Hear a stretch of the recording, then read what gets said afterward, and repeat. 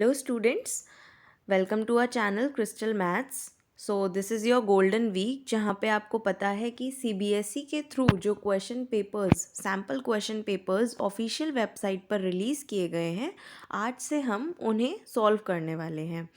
तो जब आप उसकी ऑफिशियल वेबसाइट पर जाएंगे सीबीएसई की, तो आपको पता चलेगा वहाँ दो क्वेश्चन पेपर्स दिए गए हैं, एक बेसिक और एक स्टैंडर्ड। तो हर एक क्वेश्चन पेपर में ऑब्वियसली 3 सेक्शन प्रोवाइडेड हैं विद द मार्क्स।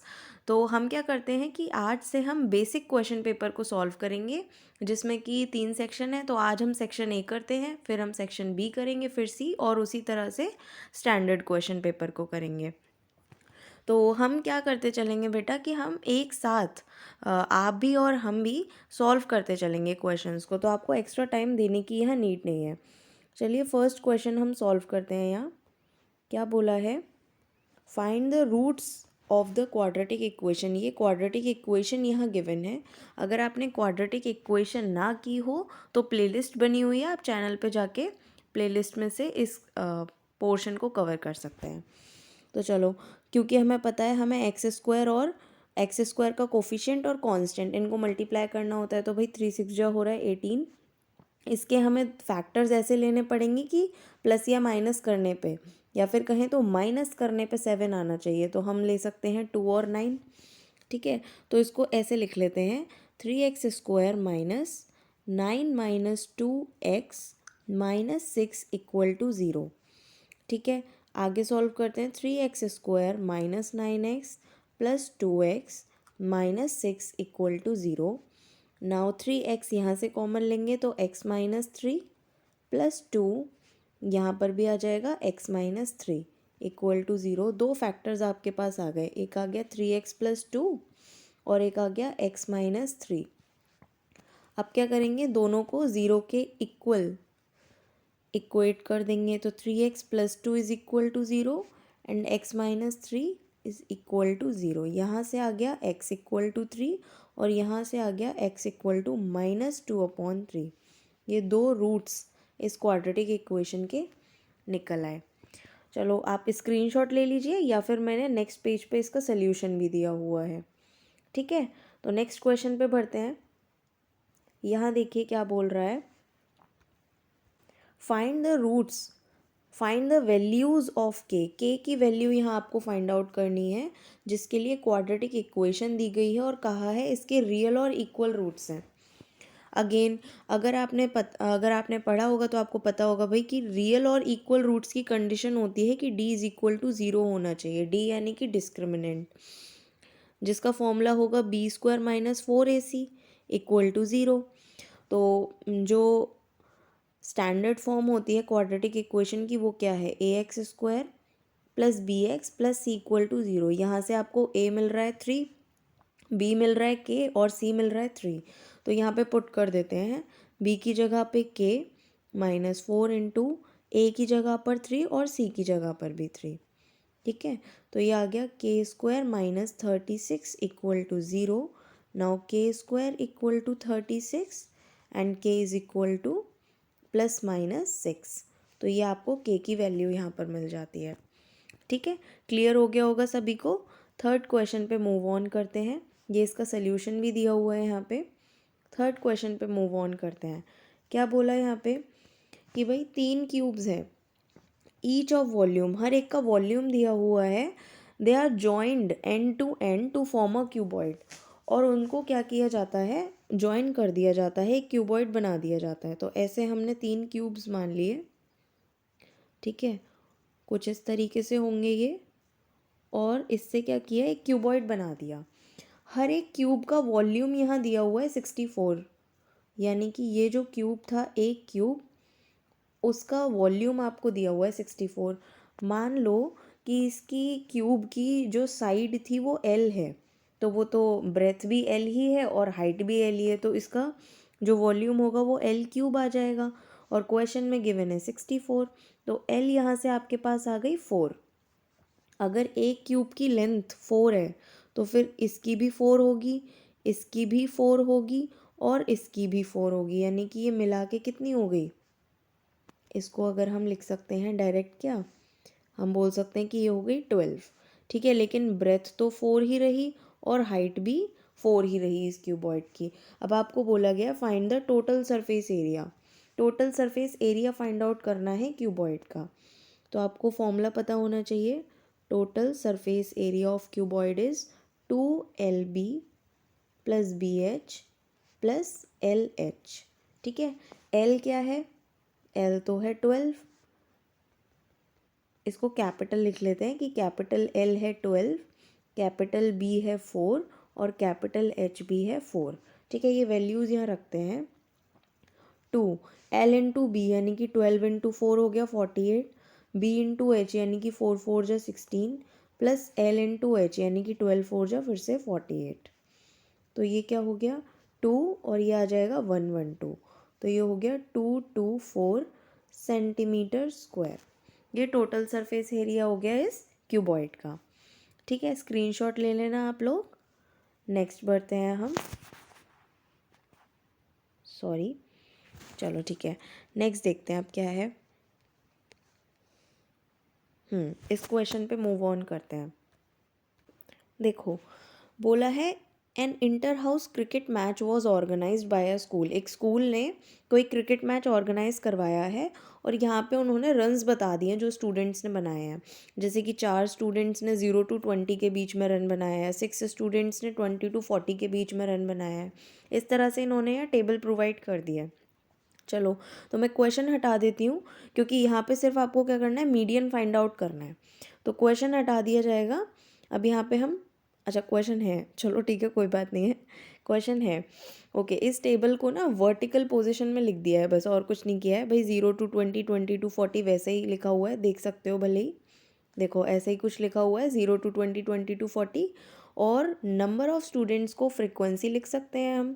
ठीक है, अब स्टूडेंट्स आप सबको पता होगा भाई, मीडियन निकालने के लिए आपको क्यूमुलेटिव फ्रिक्वेंसी टेबल बनानी पड़ती है। तो हम यहाँ पे क्यूमुलेटिव फ्रिक्वेंसी की टेबल बनाएंगे। कैसे बनाते हैं भाई, यहाँ लिख लेते हैं क्यूमुलेटिव फ्रिक्वेंसी CF। अब पहली वाली फ्रिक्वेंसी तो एज इट इज़ लिखेंगे। अब नीचे की जो जितनी भी फ्रिक्वेंसीज हैं ऐड ऑन करेंगे। 4 + 6 10। ठीक है, 10 + 5 15। Next 15 is 3 18 and then 18 is 4 22। 18 + 4 22, तो प्लस करते गए हम। ठीक है, और ये बेसिक लॉजिक है भाई, सारी फ्रिक्वेंसीज़ को अगर प्लस करोगे तो n आपके पास आ जाएगा 22। इसको मैं इधर लिख देती हूँ साइड में, n = 22। बट हमें नीड होती है n/2 की, तो n/2 निकाल लेते हैं हम, आ जाएगा 11। ठीक है, अब ये देखो कि 11 क्यूमुलेटिव फ्रिक्वेंसी की टेबल में देखो कि 11 कहाँ आ सकता है। तो भाई ये तो 10 है, यहाँ तो आएगा नहीं 11। 11 पक्का आएगा इस वाली रो में। ठीक है, एक सेकेंड, इस वाली रो में आ जाएगा 11। तो ये आपको मिल गई आपकी मीडियन क्लास। ठीक है, इसको बोलते हैं मीडियन क्लास। जैसे ही मीडियन क्लास पता चल जाती है, काम वहीं पर फिनिश हो जाता है। एक बार फॉर्मूला लिख लेते हैं मीडियन का क्या है। देखो, median = L + n/2 - CF upon F यानी कि फ्रिक्वेंसी इंटू H यानी कि क्लास साइज। अब जैसे ही आपको मीडियन क्लास पता चली, आप कह सकते हो कि ये तो हो जाएगी लोअर लिमिट, यानी कि L = 40। L तो 40 हो गई। n/2 आपको यहाँ पे गिवन है भाई 11, जिसकी वजह से आपने मीडियन क्लास फाइंड आउट की। क्यूमुलेटिव फ्रिक्वेंसी हमेशा मीडियन क्लास के ऊपर वाली क्यूमुलेटिव फ्रिक्वेंसी ले लेते हैं हम। तो क्यूमुलेटिव फ्रिक्वेंसी हो गई 10। उसी तरह से फ्रिक्वेंसी तो ये गिवन है भाई 5, इसी टेबल की फ्रिक्वेंसी भी आपने ले ली 5। और H क्या होता है, क्लास साइज़। क्लास साइज़ देख सकते हो कि ये 20 to 40, 40 to 60, इनके बीच का साइज़ क्या है, 20 के साइज़ में है ये। तो ये क्लास साइज़ हो गया। अब यहाँ वैल्यू रख लेते हैं। L की वैल्यू है 40 plus n/2 is 11 minus CF is 10 upon F आपने 5 रखी इंटू ये क्या है 20। सॉल्व करते हैं, 5 4 जा 20। ठीक है, क्या हो जाएगा भाई, 40 तो 40 ही रहेगा। 11 - 10 इज़ 1, 1 × 4 इज़ 4, तो ये हो जाएगा 44। ये आ गई मीडियन। ठीक है, तो समझ में आ गया होगा सभी को। एक बार और देख लीजिएगा वीडियो को रिवाइंड करके, और बाकी मैंने यहाँ पे सोल्यूशन दिया हुआ है। चलो ठीक है, एक क्वेश्चन आ गया आपके पास एपी का। बहुत किया हुआ है हमने एपी, और जिसने नहीं किया हुआ हो वो एक बार प्लेलिस्ट जाके देख लेना, अच्छे से समझ आ जाएगा। कहा है फाइंड द कॉमन डिफरेंस। ये एपी आपको दी हुई है 4, 9, 14, इस तरह से एपी दी हुई है। कॉमन डिफरेंस फाइंड आउट करना तो बहुत ईजी है हमारे लिए। क्या करते हैं हम, प्रीसीडिंग टर्म को माइनस कर देते हैं। लाइक या तो 9 में से 4 माइनस कर दो या 14 में से 9 माइनस कर दो, बात वही है। तो 5 आ जाएगा कॉमन डिफरेंस। ठीक है, 9 में से 4 माइनस कर दो 5, या फिर 14 में से। चलो आगे बढ़ते हैं। आगे क्या बोला है कि if the first term changes to 6, मतलब अगर फर्स्ट टर्म को 6 में बदल दूँ मैं, ठीक है, and the common difference remain same, और कॉमन डिफरेंस यही रहना चाहिए।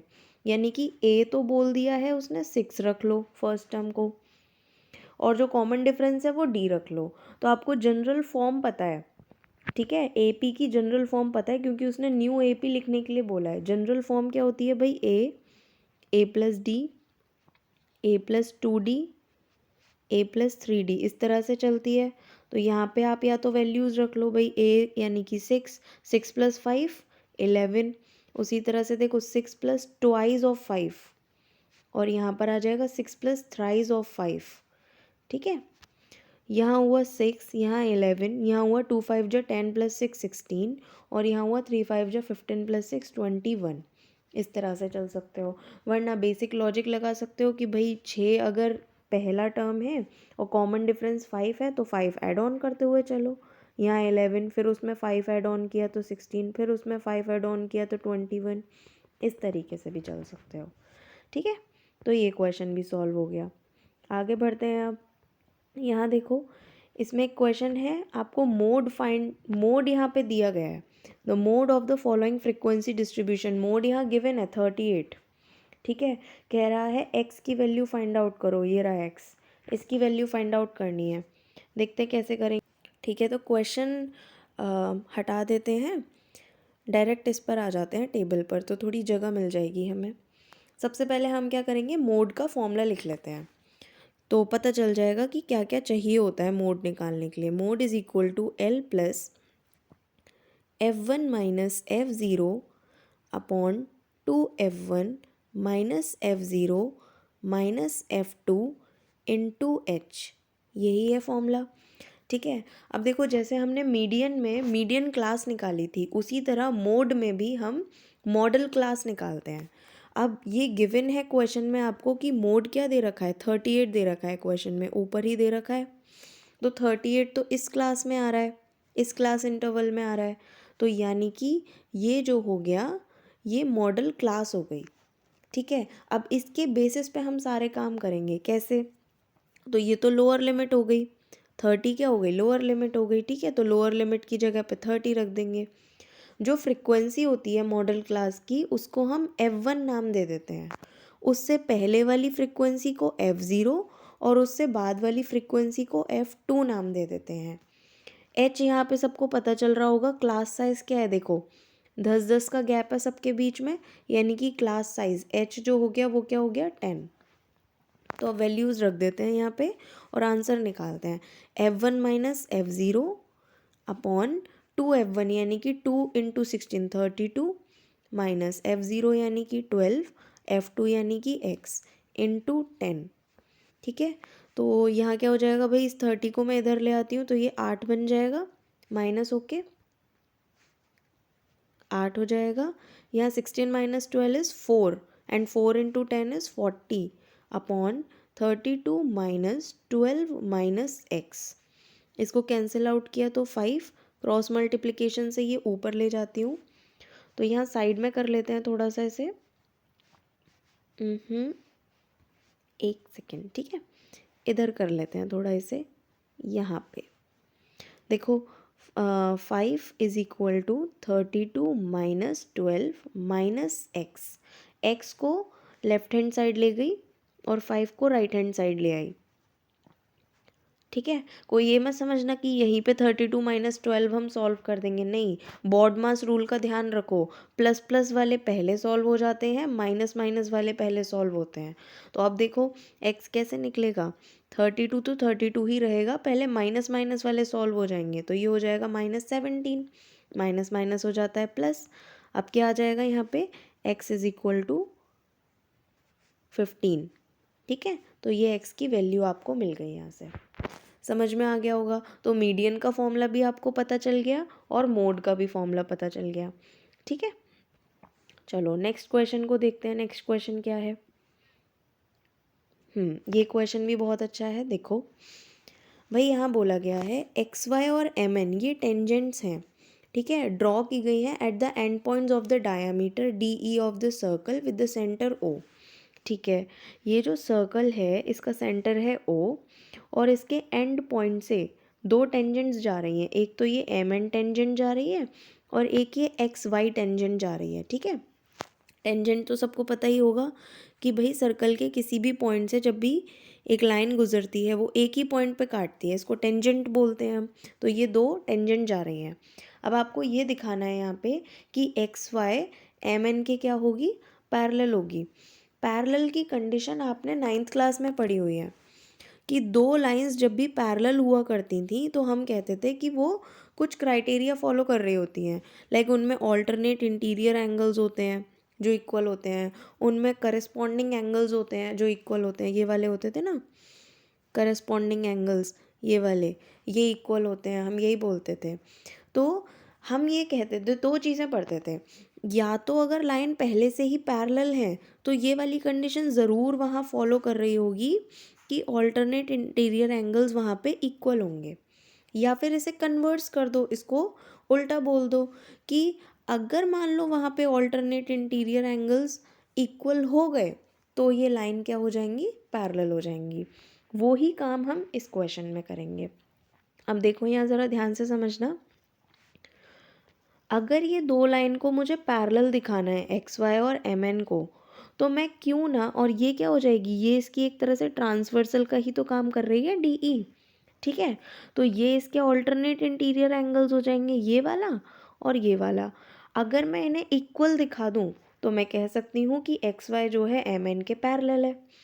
अब एक थ्योरम और याद करो जो आपने सर्कल्स चैप्टर में पढ़ी होगी, कि जब भी किसी भी सर्कल से कोई टेंजेंट होकर गुजरती है, ठीक है, अच्छे से बना लेते हैं भाई, कोई टेंजेंट होकर गुजरती है, जिस पॉइंट पे भी वो काटती है, तो इस सर्कल का जो रेडियस होगा ना, इस सर्कल की जो रेडियस होगी वो हमेशा इस टेंजेंट पर जाके 90 डिग्री बनाती है।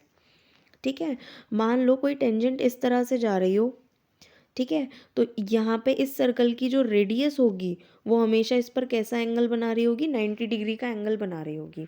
ये थ्योरम आपने सर्कल के चैप्टर में पढ़ी होगी, उसी का यूज़ हम यहाँ करेंगे। देखो ये एक टेंजेंट है एक्स वाई, दोबारा से देख लेते हैं यहाँ पे कि अगर ये एक टेंजेंट है एक्स वाई जो क्वेश्चन में बोला है, तो ओ डी क्या है, रेडियस है, तो ये एंगल कौन सा होगा, 90। उसी तरह से एम एन भी एक टेंजेंट है, एम एन भी एक टेंजेंट है, और ओ ई क्या है, वो भी एक रेडियस है, तो ये भी एंगल कौन सा बना रही होगी, 90। तो जब ये दोनों एंगल इक्वल हैं तो हम कह सकते हैं ये कैसे हैं, ऑल्टरनेट इंटीरियर एंगल्स, तो जिसकी वजह से ये लाइंस क्या हो गई, दोनों पैरेलल हो गई। अब कंसेप्ट समझ आ गया, तो लिखने में कुछ नहीं जा रहा। देखो लिखने का तरीका मैंने यहाँ पर बताया हुआ है, देखो कैसे लिखेंगे हम। X Y is the tangent to the circle, X Y एक टेंजेंट है इस सर्कल का जो कि डी पॉइंट पर जा रही है। अब क्योंकि ओ डी परपेंडिकुलर रहेगी एक्स वाई के, ठीक है, थ्योरम लिख सकते हो आप लिखना चाहो तो। अब ओ डी परपेंडिकुलर है, मैंने आपको बता दिया क्यों है, क्योंकि ये थ्योरम कहती है कि रेडियस हमेशा परपेंडिकुलर रहती है टेंजेंट पर। तो ओ डी एक्स क्या हो गया, 90, ओ डी एक्स 90 हो गया, चाहे कह लो ई डी एक्स, यहाँ से ले लो ई से कि ई डी एक्स 90 हो गया, कुछ भी कह लो। अब एम एन भी टेंजेंट है, ये रही एम एन टेंजेंट है सर्कल पे ई पॉइंट पे, तो हम कह सकते हैं भाई ओ ई रेडियस है, यानी कि ये एंगल भी 90 हो गया, ये लिखा हुआ है देखो, और ये दोनों इक्वल हो गए, ये भी 90 ये भी 90, तो यानी कि ये तो ऑल्टरनेट इंटीरियर बन रहे हैं, और जिस वजह से एक्स वाई जो है एम एन के पैरेलल हो गई है। ठीक है, तो क्लियर हो गया होगा सभी को। चलो आगे बढ़ जाते हैं अब। ये लास्ट क्वेश्चन है शायद, एक सेकेंड।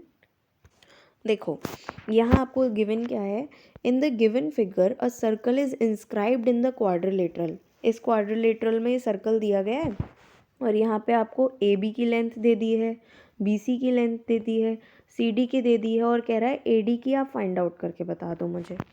ठीक है, बहुत इजी क्वेश्चन है ये। बस इसके लिए आपको एक थ्योरम याद आनी चाहिए सर्कल चैप्टर में, कि जब भी एक सर्कल से मान लो एक एक्सटर्नल पॉइंट है यहाँ पे ए, ठीक है, उससे यहाँ पे एक टेंजेंट जा रही है और यहाँ एक टेंजेंट जा रही है किसी भी सर्कल पे, तो ये डी पॉइंट पे काट रही है और ये ई पॉइंट पे काट रही है। तो थ्योरम कहती है कि ए डी हमेशा ए ई के बराबर होगी। ठीक है, लेंथ हमेशा क्या होगी, बराबर होगी अगर सेम पॉइंट से टेंजेंट जो है जा रही होंगी। किसी भी सेम सर्कल पे दो टेंजेंट अगर एक ही पॉइंट से जा रही हैं तो उनकी लेंथ क्या होगी, बराबर होगी। बस इतनी सी बात याद रखो, ये क्वेश्चन हो जाएगा, सॉल्व हो जाएगा ये। देखो हमने क्या किया, इसको पॉइंट दे दिए P Q R S।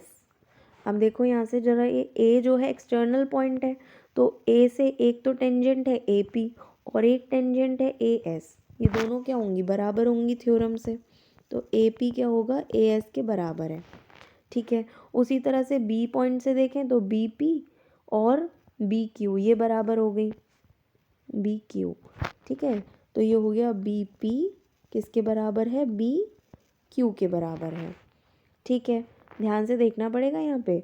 D का देखेंगे तो D पॉइंट से DS DR के बराबर है, DS DR के बराबर है और उसी तरह से CR CQ के बराबर है, CQ के। तो CR कहाँ लिखेंगे, इधर। CR जो है वो CQ के बराबर है। अब हम क्या करते हैं, ये लेफ्ट हैंड साइड वाले सारे प्लस कर लेते हैं और राइट हैंड साइड वाले राइट हैंड साइड में प्लस करते हैं। तो देखो ऐसे लिखते हैं इसे, AP plus BP plus DR plus CR equal to, अब राइट हैंड साइड वाले ले लो, AS plus BQ plus DS plus CQ। ठीक है, फिर देखते हैं आगे क्या है भाई, AP और BP। देखो यहाँ AP और ये हो गया BP मिलकर बना रहा है AB plus DR plus CR। देखो यहाँ देखो DR और CR ये मिलकर बना रहे हैं CD, तो यहाँ लिख लेते हैं CD is equal to AS, ये रहा AS और ये रहा DS, तो ये दोनों मिलकर बना रहे हैं यहाँ पे AD, तो यहाँ लिख लेते हैं AD plus BQ plus CQ। देखो BQ ये रहा BQ और ये रहा CQ, ये मिलकर बना रहे हैं BC। अभी आपको मिल गया। अब यहाँ पे वैल्यूज़ रख दो जो क्वेश्चन में गिवन है। देखो AB की वैल्यू तो गिवन है 6 प्लस CD की वैल्यू गिवन है 4, AD की आपको वैल्यू फाइंड आउट करनी है और BC की वैल्यू दे रखी है 7। तो 6 प्लस 4 हो गया 10 is equal to AD plus 7। AD आ गया, एक सेकेंड, AD आपको क्या मिल गया भाई, 10 माइनस 7 कर दो तो 3 सेंटीमीटर, ये आपको AD की लेंथ मिल गई। ठीक है, तो क्लियर हो गया होगा यहाँ तक। आपको यहाँ पे मैंने सोल्यूशन भी दिया हुआ है। तो ठीक है students, thank you so much. Hope so आपको ये लेक्चर तो क्लियर हुआ ही होगा, और अगर आपको फिर भी कोई डाउट हो तो आप कमेंट सेक्शन में कमेंट करिएगा, हम आपको जल्द से जल्द सोल्यूशन प्रोवाइड करेंगे। साथ ही यहाँ पे ईमेल आईडी हमने प्रोवाइड की हुई है, तो आप इस ईमेल पे भी अपने डाउट्स पूछ सकते हैं। ठीक है, और ये जो बेसिक क्वेश्चन पेपर है इसकी PDF मैं आपको डिस्क्रिप्शन में प्रोवाइड करा दूँगी, साथ ही इस PPT को भी मैं आपको डिस्क्रिप्शन में प्रोवाइड करा दूँगी। बाकी बताइएगा आपको कैसी लगी ये वीडियो। चलिए ठीक है, thank you so much. Share कीजिएगा, सब्सक्राइब कीजिएगा।